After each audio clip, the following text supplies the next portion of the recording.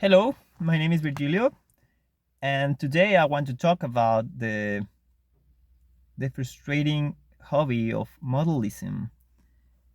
RC planes, RC boats, RC helicopters, RC cars, trains. I've been into the hobby for 20 years, more or less. And I gotta say that it feels like a second job. It is very complicated to, first of all, to have all the tools. You need a place, you need a workshop if you're going to practice this hobby. You need a lot of space inside your house to have your planes, um, to have order inside your workshop, because it's not like if it's your job, it's your hobby. The thing is that you need a lot of tools, which are not expensive, but if you accumulate all of the tools you need and all of the time you put into it, it is an expensive hobby. You can buy $100 plane on Amazon, but that makes you part of the hobby, I'd say.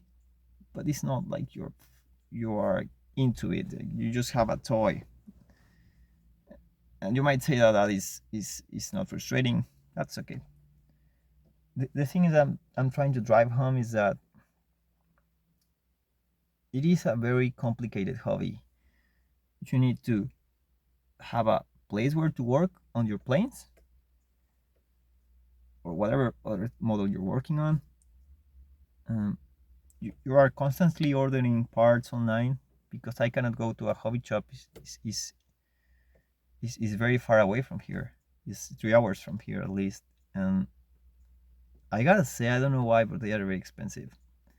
I'd rather buy things there, but it's just that it's too far away. Um, People around don't do any of these activities, so I'm mostly on my own, and I'm not talking bad about the hobby. I love it. I, I wouldn't have done it for 20 years if it wasn't because I like it.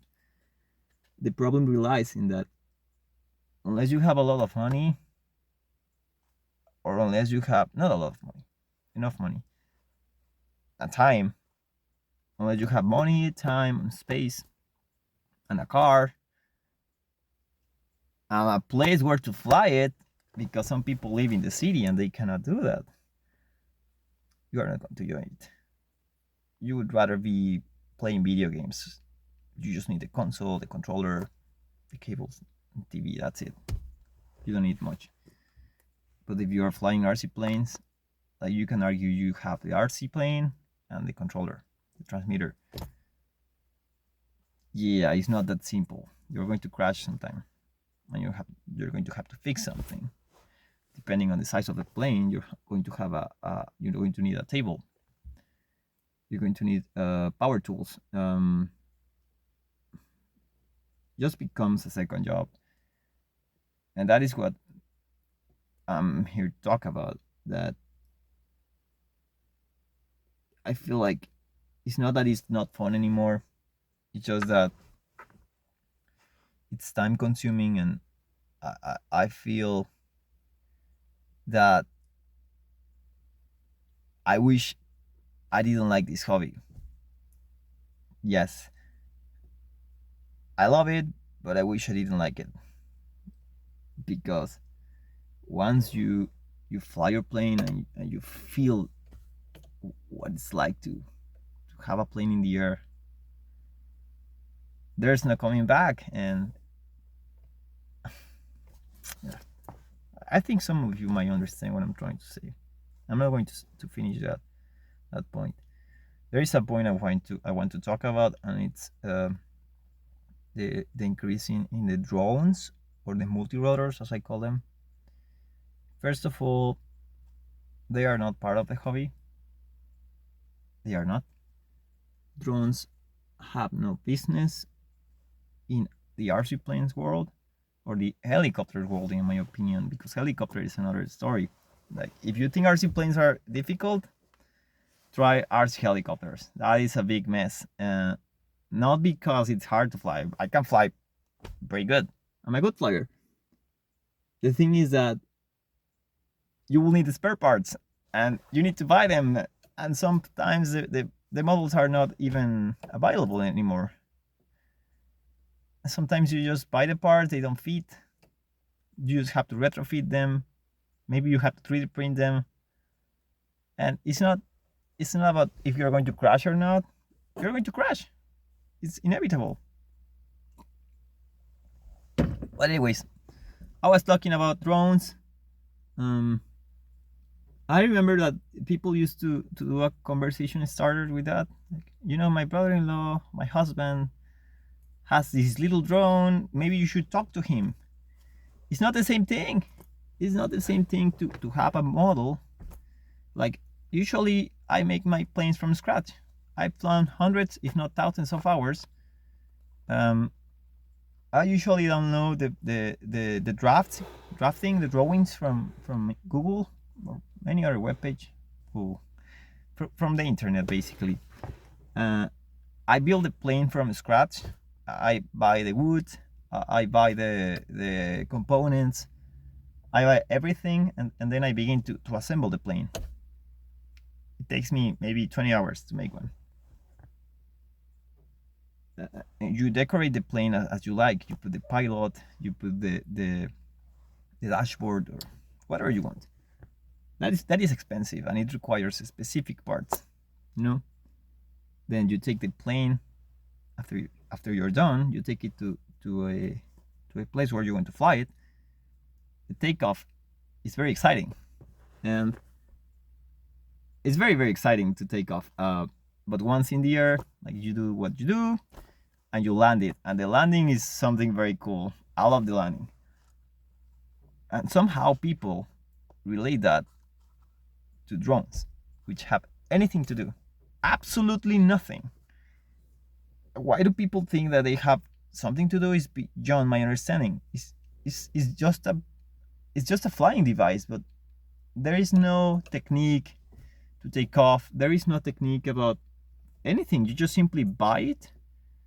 You bind it to your phone, and that's it. It's just something I don't understand. A lot of people have told me that they know somebody that flies drones, and it just makes me feel so frustrated, because not so many people fly around here, and I wanted to connect with somebody at my age, which is very uncommon, because this hobby is for those that have patience. And man, I have crashed hundreds of times. I've spent thousands of dollars in this hobby, and come on, you can't compare that to a freaking flying multi-rotor. It's just stupid.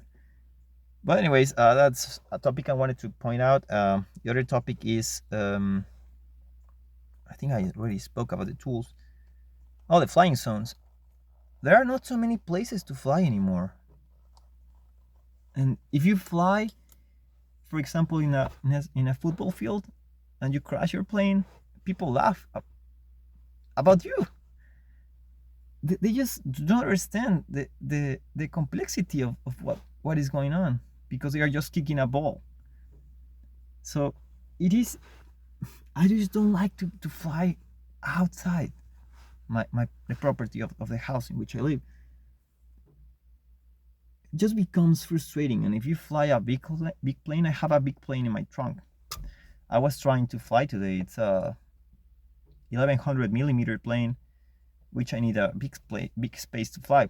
I usually fly small planes within the property. You don't need much, and if you crash, it's not a big deal. The thing is that it's just not fun to fly around, because people are very ignorant about the hobby.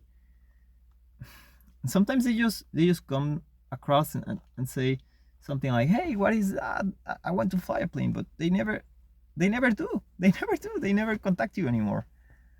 I don't know if it's too expensive for them, but that's what it is. And so it's very complicated to fly somewhere else. And if you go to a club, I gotta be honest, it's all people that are grumpy. And well, anyways, not all of them. A lot of people are very nice. Um, Also, the flying club. I don't know if I said it already. The flying club I used to go is almost closed because nobody's flying anymore. 15 years ago, there used to be 50 people. Right now, it's like 4 or 3. Um, the best part about this hobby happened here. Like, I used to imagine myself flying a plane when I was at school, when I was driving down the road.